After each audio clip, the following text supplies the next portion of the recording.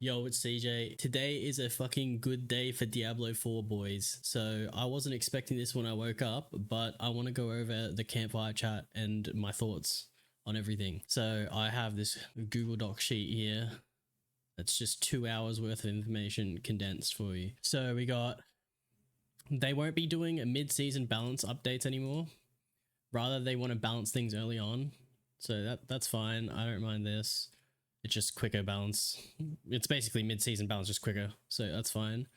They don't want classes to be 30 to 40 pit tiers apart. This is something I was talking about in my last videos. So that's really good to hear. They want all the classes to be around the same level. So that's good. I think that's massive because in D3, that's kind of like what it's like. So like I was saying, I don't think there should be builds that can clear certain thresholds that other classes just simply can't. So that's really good. They want to slow down leveling to take as long as Season 6, which took approximately 15 to 17 hours on average. And that's the standard they want moving forward compared to this current season, Season 7, which took 9 hours on average, which is just insanely fast. They understand that blues and yellows are absolutely fucking useless in the current state of the game. To combat this, they want to reduce legendaries dropping during leveling, so 1 to 60, and magic items can now have up to 2 affixes instead of 1, and rares can have up to 3 affixes. This means blues can potentially be better than yellows while leveling, which is nice.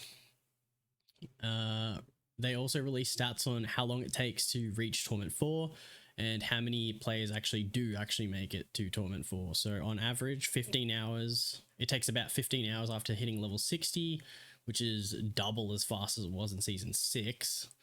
And 50% of all players who hit max level make it to Torment 4.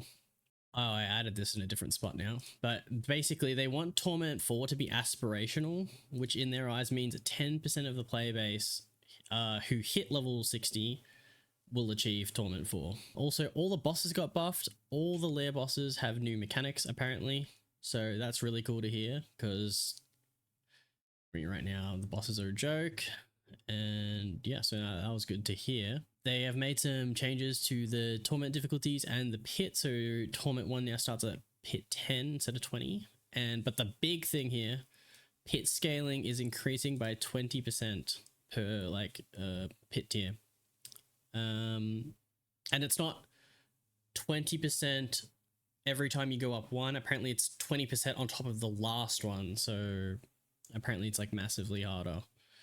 However, T4, so open world Torment 4 will now be equivalent to pit 76 of the current season. So up from pit 65.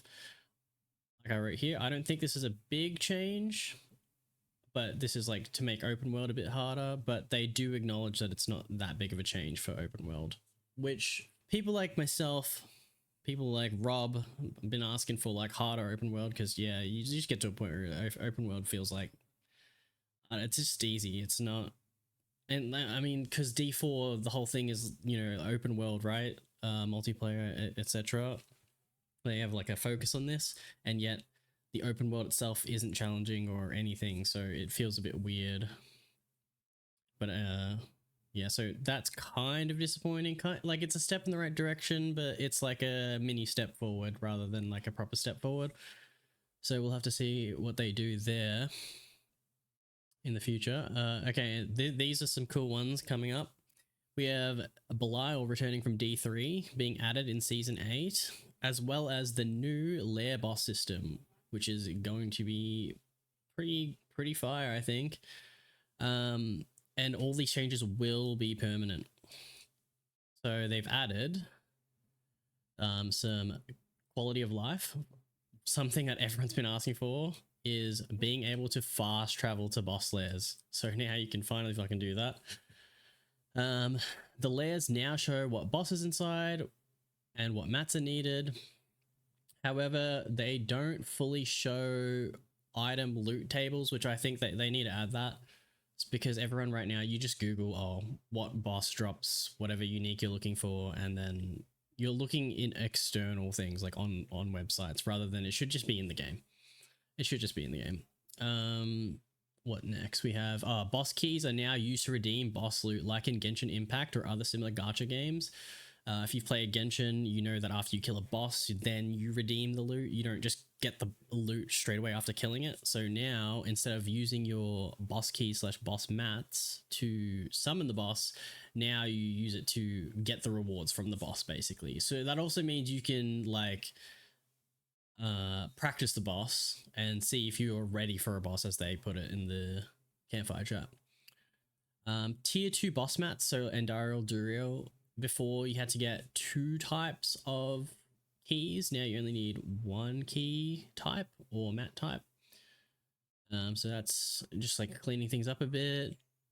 T1 bosses can now potentially drop a boss key that can be used on any tier 2 boss, which is called the Stygian Stones, I believe. And now you get Baby Belial can potentially ambush you, which is pretty cool, when you're farming tier 1 or tier 2 bosses, and killing him rewards twice the boss loot of whatever boss you just killed. So if it's Endaril, you get more Endaril loot, as well as dropping Belial keys. So for final form Belial, or big boy Belial. Okay, next we have bonus chances for loot when farming bosses in a party. Some party play stuff here. So for every additional party member, you're going to get extra loot. Some new bosses are being added. So we got Final Form Belial. So he is a tier 3 boss above Duriel and Endaril. They said specifically he's the highest challenge in the game, highest reward in the game. The cool thing, which I thought was really fire, is you can target farm uniques. So basically, after you kill Belial, there's a, like, you get to choose out of all the bosses what loot table you want to pick from, and the uniques from that loot table will drop at a higher chance, which is just super sick if you're trying to target farm a specific unique for your build. So that's a massively good thing that they've added. You also get a guaranteed ancestral unique, and I don't know if it's guaranteed, but they basically said it was a good place to get Infernal Horde compasses from killing Belial. So it's either guaranteed or at least a very high drop percent. We also have Urivar returning. So Urivar, the dude from the expansion, he's going to be a tier 1 boss like Beast of Ice. And we have Mephisto's dog, Uber Mephisto's dog. So Uber, Harbinger of Hatred. He's going to be a new tier 2 boss like Duriel and Dariel. And a really cool seasonal event. I feel like someone at Blizzard must have watched my video, because it was kind of like, I kind of said that they should make a new open world seasonal event that is kind of like this, and they've added something like it, so it's pretty cool. I'm actually excited to play this. It sounds fun. So apparently you're going to find like an event which is like 10 randomized bosses followed by a big showdown against Belial. So this is in the open world. That's going to be really fun. And this one's really cool. Another thing which I asked for, and a lot of people were asking for, was, so with the witch powers, which were really cool this season, a lot of people thought it was a really cool system. And because like say Path of Exile always keeps stuff from their seasonal in the game, we were asking for stuff like that, and they iterated on it like I was saying they should, and they made a collectible boss powers, which is going to be a thing next season. And they also noted that in season 7, so sometimes it feels like your build uses witch powers, but then you kind of like outgrow them, or they're not that useful in the end. But now these boss powers will scale with your paragon level, which is really sick. But I also think the way of collecting them is super cool too. So instead of just farming something boring, you now have to farm bosses, and that's how you get the powers, which is really sick. Okay, so now to the class changes. There's not too many of these, but there is enough to spice things up for every class. So some general class changes is ultimate skill scaling is now capped to avoid kind of like ultimate centric builds like Cataclysm and Bloodwave. They still want these things to be strong, just not to the point of where, you know, they're kind of the best builds right now. So like Cataclysm is like the best druid build right now, and it's like you literally press one button and just run around. You don't really do anything. So they kind of want to avoid that. So I guess, you know, so you're actually playing your class, right? We also have removing random CC applications. So like the unique Fists of Fate, to promote actual usage of CC skills and abilities rather than just random, like hoping CCs get randomly applied to enemies. We also have new dot naming conventions because we didn't have anything for like shadow dot, lightning dot, and cold dot. So like, you know, with fire, you have fire is burning, blood is bleeding, etc. Now we have stuff. So like corrupting is shadow dot instead of calling it just shadow dot. It was just like generic named before, but now they actually have their own name. So it's just a new naming convention.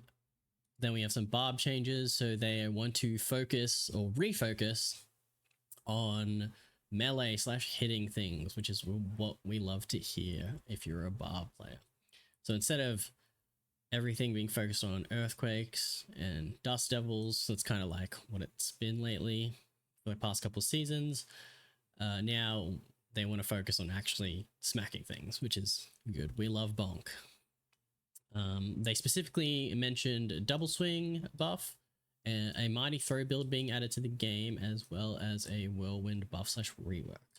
For druids, we have fixing unintended snapshotting, and they reiterated their stance on snapshotting, which was that they don't really like builds that are fully built around snapshotting, especially the way that they are right now. But they don't mind snapshotting in the sense of buffing, like say a big ability to just be stronger for say like a one hit or one charge of it. Like say if you were buffing a meteor to just do a shit ton of damage, that sounds like they want stuff like that, but they don't want it so you could just keep the snapshot and just keep reusing snapshots, if that makes sense. If you've played the Cataclysm build, you know exactly what I'm talking about. But basically they were able to reuse old snapshots. Anyway, they also added a Stoneburst build for druids, as well as a new unique which focuses on human form druid focus builds. So, you know, we have builds that are like werewolf focused, etc. But now they want, now they have a unique for human form druids, which is cool. For Necro, they're reigning in Blood Wave because it's just way too OP, as well as they want, instead of it being like you get one item and then you're just godlike, now they want to make the progression more gradual. So that makes sense. Bloodlands buff, so it can boss, because before it was like an AoE clear build, and it couldn't really do single target well, and now it can. So that's cool. There's a new minion legendary and aspect, which is, if you're familiar with the aspect of like the vampiric curse thing where you like send out all the exploding skeletons, there's like a build that revolves around that, mixed with Army of the Dead, which is pretty cool. And then there's the minion aspect, which turns your skeleton warriors into suicide bombers / like kamikaze. Yeah, like suicide bombers, right? And they're promoting like a more active playstyle with minion builds. So like you're constantly summoning your skeleton warriors. So instead of like that passive playstyle that we're used to seeing when it comes to like minion builds. And then finally we got the Rogue, Sork, and Spiritborn. So Rogue, there's going to be a reworked unique, which like lets you get free death traps that let you TP and death trap at the same time. So it's like a TP death trap that sucks everything in. That sounded really cool. As a Rogue player, it sounded really sick. As well as a new poison trap unique and aspect. Also, just an overarching theme here, that it sounded like they, even though they know that there's a lot of uniques that are kind of useless, so to speak, they want more build enabling uniques, which is really good to hear. It also kind of sounded like they wanted you to use what you got. So like if you got a certain unique, you'd build around that as you're leveling, and then you use that build until you can get the builds that you want, rather than just ignoring everything else and then only going for one type of build, say, from the get-go. Okay, other Sork changes. We have a new eye shards unique, like, and it turns it into like multi-shot from D3, but like ice and slows and chills, etc. As well as there's a new chilling aspect, which increases your damage to like chilled enemies. And then we have meteor and meteorite changes. I don't remember exactly. They kind of like briefly went over that, but it was like on the screen. So yeah, there's going to be changes to meteor and meteorite. I think there were buffs. Kind of sounded like there were buffs. But yeah, spirit born changes. We have rushing claw changes. So in the two choices to modify rushing claw will now be the multi-charge, that's the same, but now there's going to be like a one big AoE type deal. So like it will use all the charges at once, and the more charges you have will make it do more damage and big AoE. So yeah, it's like multi-charge versus single charge, like one big AoE charge like I wrote here. As well as a new storm feathers unique, which kind of turns it into like blade vortex from PoE or stuff of that nature. So just like a big circle AoE around you that like damages everything as you run past it. New rushing claw aspect as well. I can't remember what it did, but it basically, the more charges you had, it would give you different bonuses at different stages on rushing claw. All right, so that's all the class changes. And then we got hints at a new reworked battle pass system that's coming, as well as D4 roadmap is incoming. That will arrive before season 8 drops, so that's really cool. And then they said they will consider adding a blacksmith to boss rooms after seeing how season 8 goes. I still think they should probably do that, but basically because you're not gonna have as many boss mats to do as many bosses, they're gonna make it, well, they think they don't need to add the blacksmith just yet because you're probably not gonna get as much loot, and we'll see how it actually shakes out in the end. We also have changes to the Tree of Whispers hub that we saw this season. Those are going to remain, so like the additional vendors are going to stay. However, they did not talk about a loot filter or adding the party member portals to the Tree of Whispers, which is currently missing for some reason. And this is a big one for a lot of us endgame players, or just a lot of players in general. They mentioned about the end game / aspirational content has been top of mind. This was a huge thing for me to hear. They specifically said they want to add more milestones, more satisfying and rewarding milestones. There's no actual concrete plans just yet. It's kind of sounded like season 8, because they've made things kind of harder. So like here it says, they agree with the player sentiment that season 7 was way too fast and you didn't really have to work for anything, and that there wasn't really enough things to work towards. They were hoping that the changes that they made to the game in season 8 will make parts of the end game feel more aspirational. So the way I heard that was, I think season 8 is going to be like, they're going to spend that time thinking about adding like what they're going to add to the end game. So season 9, that's where we're going to get big changes to the end game, hopefully. But in season 8, not quite just yet. But they said, really reiterating this, that all bosses have been buffed, including Lilith, and all lair bosses have new mechanics. So hopefully that changes a lot. That's basically everything, boys. But yeah, things I am looking most forward to, obviously the new boss. That sounds sick, but the boss powers sounds super fire, and the new event thing, the boss rush event, that sounded really sick. But yeah, still hoping, still praying for that loot filter to come, because we need it. I'm going to make another video about that. I was going to make that today, but didn't realize that the chat was already live, so I had to make this video first.